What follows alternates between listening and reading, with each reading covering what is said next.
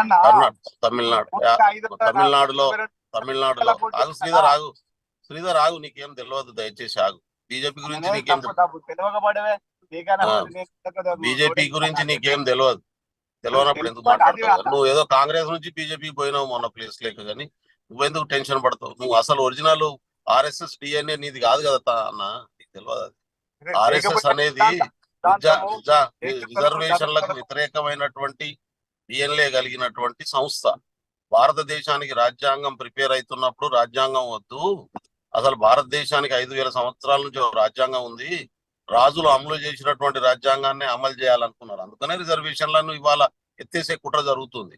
చాలా మంది బీజేపీ నాయకులు చెప్తా ఉన్నారు కదా, ఒకసారి 400 సీట్లు దాగితే పూర్తిగా రాజ్యాంగాన్ని మార్చి అధికారం మా చేతులకు వస్తుంది, అందుకనే 400 సీట్లు దాటిస్తే మార్చేస్తాం అనేటటువంటి మాటను మాట్లాడుతూ ఉన్నారు.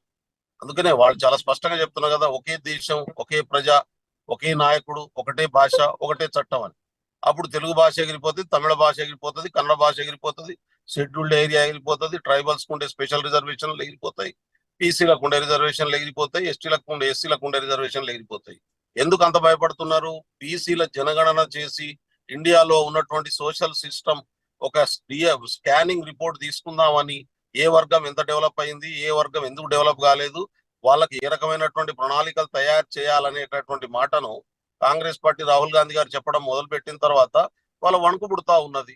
అందుకనే పుస్తకాలు ఎత్తుకపోతారు, బంగారం ఎత్తుకపోతారు అని చెప్పి ఆ జేబులకెళ్ళి దొంగతనాలు చేసినటువంటి అలవాటు ఉంది కదా, నోట్ల బందీ చేసి అక్కలు అమ్మలు గురిగిలలో దాచుకున్నటువంటి నోట్లను కూడా తీసుకుపోయి బ్యాంకులలో ఇచ్చి ఆ బ్యాంకుల పైసలకి పెట్టుబడిదారులకు ఇప్పించి ఆ పెట్టుబడిదారులకి మాఫీ చేసి 25 లక్షల కోట్ల రూపాయలు 200 మంది పెట్టుబడిదారులను అప్పజెప్పినటువంటి చరిత్ర కదా వాళ్ళది 10 సంవత్సరాల నుంచి. కాబట్టి వాళ్ళ లెక్కనే అందరు ఉన్నారు అనుకుంటారు, వాళ్ళు దొంగనికే తెలుస్తుంది. కాబట్టి ఈ దొంగతనం వాళ్ళు చెప్పారు. అదాని ఎక్కడో 206 స్థానంలో ఉన్నోని తీసుకుపోయి ప్రపంచంలో నంబర్ 1 స్థానానికి దగ్గరుండి వివిధ దేశాలతోని ఒప్పందాలు చేయించి పెట్టుబడిదారుల ప్రయోజనాలను కాపాడమే ఎజెండాగా పనిచేస్తున్నటువంటి పార్టీ. కాబట్టి ఇవాళ బీజేపీకి అర్థమైంది, బీజేపీ చేస్తున్నటువంటి పనులు దేశ ప్రజలకు అర్థమైంది. ఇవాళ రాహుల్ గాంధీ చెప్తున్నటువంటి మాటలు దేశ ప్రజలకు అర్థమవుతూ ఉన్నాయి.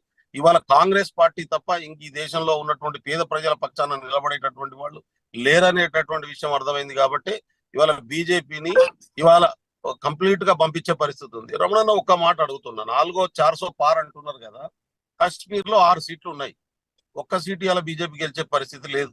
పక్కనే ఉన్నటువంటి పంజాబ్ లో 11 సీట్లు ఉన్నాయి, డిపాజిట్ రావు బీజేపీకి పంజాబ్ లో. హర్యానాలో 10 సీట్లకు లాస్ట్ టైం 10 సీట్లు గెలిచిండ్రు, ఇవాళ వాళ్ళు 4 సీట్లు గెలిచేటటువంటి పరిస్థితి లేదు. గుజరాత్ లో 26 సీట్లకు లాస్ట్ టైం 26 సీట్లు గెలిచిండ్రు, ఈసారి 16-17 సీట్లు గెలిచేటటువంటి స్థితి ఉంది.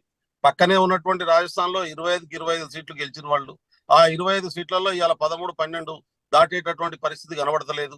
కొన్ని వర్గాలు అయితే ఓపెన్ గా బీజేపీలను గ్రామాలకు రానియండి అని చెప్పి పంచాయతీ తీర్మానాలు చెప్పి ఓపెన్ గా చెప్తున్నాయి.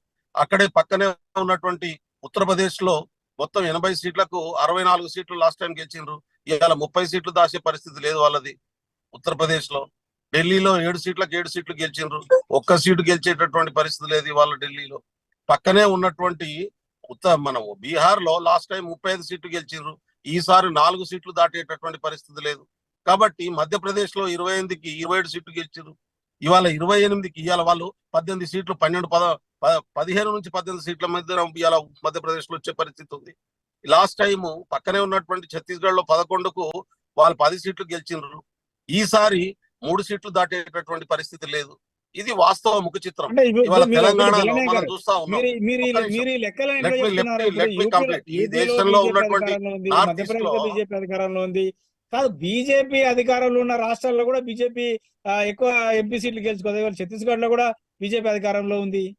అంటే మీరు బీజేపీ అధికారంలో ఉన్న రాష్ట్రాల్లో కూడా బీజేపీ, సరే కాంగ్రెస్ ఆ పార్టీ అధికారంలో ఉన్న రాష్ట్రాలంటే పక్కన పెట్టండి, మీరు అట్లీస్ట్ బీజేపీ ఇతర ప్రభుత్వాలు ఉన్నటువంటి రాష్ట్రాలలో మరి బీజేపీ అధికారంలో గుజరాత్ లో రావంటున్నారు, యూపీలో రావంటున్నారు, మధ్యప్రదేశ్ లో రావంటున్నారు, ఛత్తీస్గఢ్ లో రావంటున్నారు.